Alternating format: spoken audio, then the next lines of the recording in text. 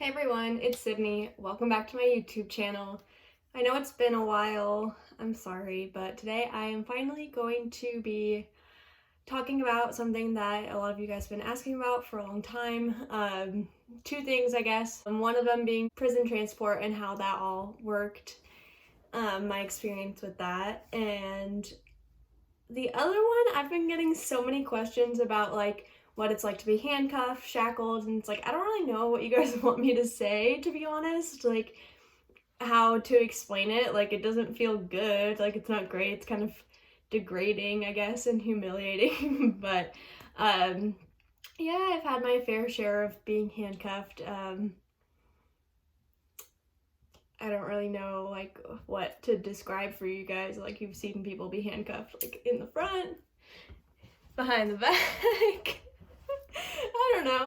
But okay, so prison transport, the first time I got transported was from jail to the first prison I went to. Basically, when I turned myself in, I went straight into like the jail from the courthouse and was held there for like 3 days, and then eventually they transported me. It was kind of weird how it worked. So basically all the women's prisons are on the west side of the state. I live in Washington state, so it's like, you know, where Seattle and everything is, that's like where most stuff is. And then the eastern Washington is kind of its own little thing, a lot less populated and a lot more just like open land. But that's where I was going to school, so that's where I got arrested and that's where I went to jail. And then basically they have what is called the chain that comes every week. I think I went into jail on a Monday, and then I was taken on the chain on Thursday, if I'm not mistaken. A lot of this stuff I've like blocked out, like all the details and everything, because not to be dramatic, but it was like a little traumatic for me. So especially like first going into prison, like I had no idea what to expect, so like everything was super scary, and like I just had this idea in my head that everything was going to be like terrifying and everybody was going to like want to hurt me, which wasn't the case, but that's like what I was thinking. So the whole time I was in county jail, I was like by myself in a cell. And so when I finally got transported to prison, they came on the chains, which basically every single jail along the way, from all the way to the like far east side of the state, they would pick up people that were being transported to prison from each jail along the way. I was the last stop, and so they had called me down, taken me down to a holding cell to wait for the chain, basically. And they came and got me, opened up the doors, and there was like a line of other inmates who were all handcuffed and like standing waiting in their oranges. You know, like their orange either jumpsuit or like a top and bottom. Every jail does it a little bit different. The weird thing for me was that they actually had me change back into my normal clothes, which I don't even think they were supposed to do. I don't really know if they just like weren't used to transporting people from that tiny jail to prison, so they didn't know what to do. But I don't think they were even supposed to do that, because I had already arranged for someone to come pick up my personal items and my clothes that I had turned myself in wearing. So I should have just been staying in my orange, but anyway, they had me change back into my regular shoes and clothes, and they lined us up, put us all in handcuffs. I think it wasn't just handcuffs, I think it was probably a body chain and like ankles, but I really don't remember that well. But I remember that I had crutches because I had a sprained ankle, but I was finally starting to be able to like walk again on it, because it had been a couple weeks since I had sprained it. And they took my crutches away from me and then just like didn't let me have them anymore. And so I was kind of like limping, and they lined us up, and then they brought us onto this bus. And so the first bus that we were on was like the front two seats, like the driver's seat and the passenger seat, where officers sat, and then there was like a cage basically, and then behind it a row of seats. And so the men that were being transported got into that section, and then the women were put in a section right behind that, like with a cage separating us so that women and men were separate. And I just remember that the bus smelled so bad, like so terrible, like cat pee. And there was no like windows, it was like all like metal, and um the windows were like high up, like really small and pretty sporadic. So if we wanted to like see outside, we would have to like stand up out of our seat really quick to do it. But nobody was like back there watching us, but they had like cameras and they could like use the intercom to like yell at us. And also it was like freezing cold. And there was one other girl that was on there that they had also made change into her regular clothes, and she was wearing like shorts and a tank top. And we were sitting next to each other, and we were like huddling up next to each other to try to stay warm because it was like freezing. Meanwhile, I'm still like very hyper vigilant and like nervous about the kind of people that I'm around, because I'm like, oh my gosh, I need to make like an okay impression, that I'm not like, I don't know.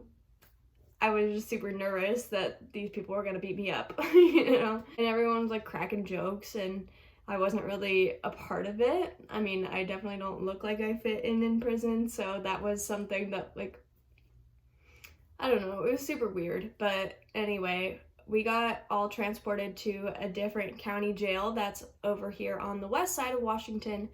That's where they had us all unload and wait in a big holding cell and eat lunch, and then we would all go our separate ways. For example, some people were just being taken over there to get released, and some people were going to either men's prison or the women's prison. So those of us that were going to be transported to Purdy, the main women's prison, were all put in one holding cell together. There was like 9 of us, and basically we just ate a sack lunch there and waited until we had to get onto another transport vehicle. So this is where we split up, because this was like a smaller vehicle and a lot different. We called it like the dog catcher van, because it was literally like, I'm pretty sure they took like an old dog catcher van, but it was like the driver's front seat and then complete like cement blocked off, so they couldn't even see inside besides through a cameras that were in the back part. So we got put into the back part, and it's like no windows, completely dark besides like one little light in the center, and it's 2 rows of seats that face each other. So like some of us had to be facing backwards. So when we're going full speed, like a lot of people were getting like car sick because you're facing the opposite way that we're driving, and it was just kind of stressful, and it felt like a really long drive.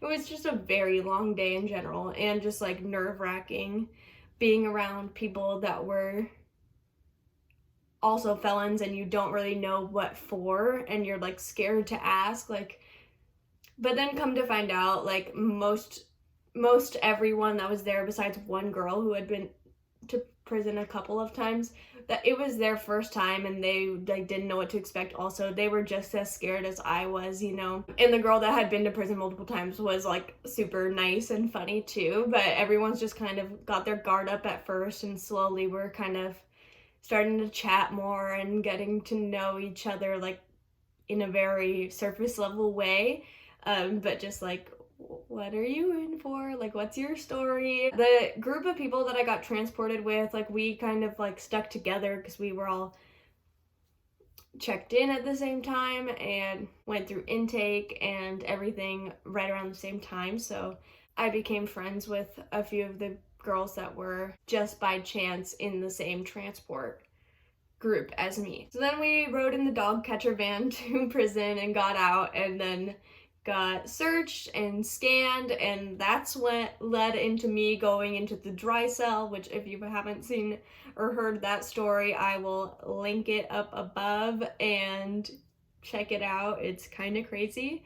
But other than that, I didn't get transported again until like about a month or 2 later, when I got transported to camp, which is like just an all minimum security campus, and that's where I spent the majority of my prison stay. The only other times after that I was transported while in prison was if I had medical appointments or things that needed to be done at the main women's prison, because at the minimum security prison where I was at, it was like really small, so any sort of big like dental appointments or medical appointments other than just like flu shots and stuff were all handled over at Purdy, the main women's prison. So I got transported back one time to Purdy because when I had first gotten out of the dry cell and they put me through like my actual intake medical exam, they told me that my vision was like really bad because of how I couldn't read the letters with one eye from, but they had it super far away. And I had also just spent the last week of my life under super bright fluorescent lights that never turned off. And like going through all this crazy trauma of being in the dry cell. So it's like maybe that's why my vision was a little bit messed up. I don't know. But basically, I had to go back to Purdy for an eye exam so that they could give me glasses. Long story short, I saw the eye doctor and then he told me I had perfect vision. But in that case, the prison transport was a lot better. Like we basically just rode in the back of a cop car. Or no, it wasn't even a cop car. It was like a van because there was quite a few of us. So we were just in this van. I'm pretty sure on the way back I even sat in the front seat. It was super lax and like we didn't even have to be handcuffed because we were all minimum security inmates at that point. So they trusted us a lot more. We had a lot more leniency and it was pretty lax, to be honest. Like the cop that was driving us even let me like pick the channel on the radio to listen to. So it was super different going from like the transport situation where you're going from jail to prison where it could be anyone that's going, you know, any type of criminal, to like where when it's just minimum security, we had so much more freedom and flexibility and a lot better treatment. But yeah, I hope this video turns out okay. It's been a while since I've been behind the camera and just talking to you guys like this, so I hope that you get the gist of what it was like. It's weird like thinking about this again. This was like over a year ago now, and just like obviously I try to shut it out of my mind. I'm back to like living a normal life. Like it just feels like that is like a lifetime ago that I was being transported from jail to prison and prison to the other prison, and it's just weird having these memories be resurfaced and just thinking about like the fear that I was feeling and just like the anxiety and like not knowing what was about to happen to me when I got into prison, like if I was gonna get shanked or something crazy. But everything ended up being okay. If you haven't seen my other videos, please check them out. I talk about different stories about my prison experience and just what it was like in general. So please subscribe if you haven't already, and hopefully I'll be back soon with another video, and have a good day.